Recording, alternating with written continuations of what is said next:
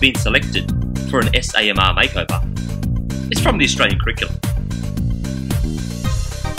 It's a Year 6 geography work sample called Data Response: Spatial Distribution of Global Poverty.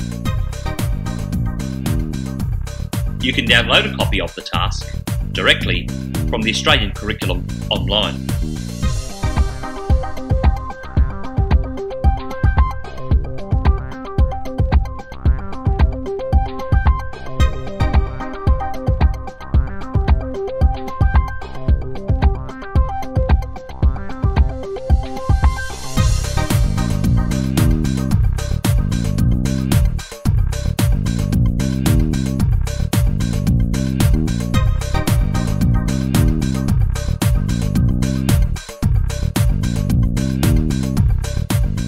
Let's go directly to the summary of the task.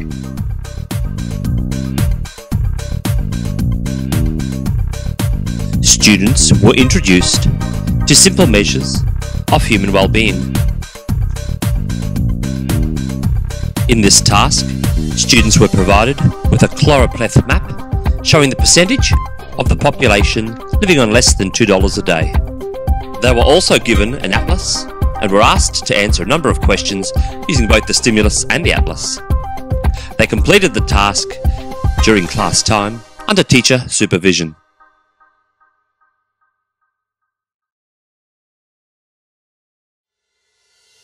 Here, the student has located countries on a small-scale map. In the first question, students were asked to name 3 countries from different continents that have less than 2% of the population living on less than $2 a day, which, by the way, in Australian dollars, is below the internationally recognised line of poverty. The second question asks students to identify 3 countries that have more than 80% of the population living on less than $2 Australian each day.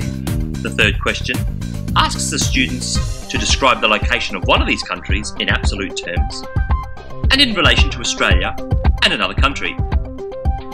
The next question asks to name 3 countries in the Asian region that have most people living on less than $2 a day.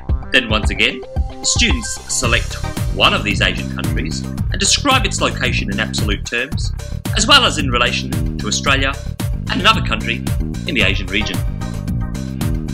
And finally, the last question asks students to describe the spatial distribution of poverty using geographic terms, and then asks them to propose an explanation for the spatial patterns they discover.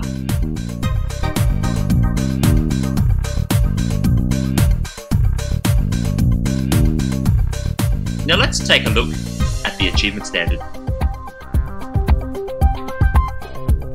This work sample asks students to describe the interconnections between people and places, identify factors that influence these interconnections, and describe how they affect people.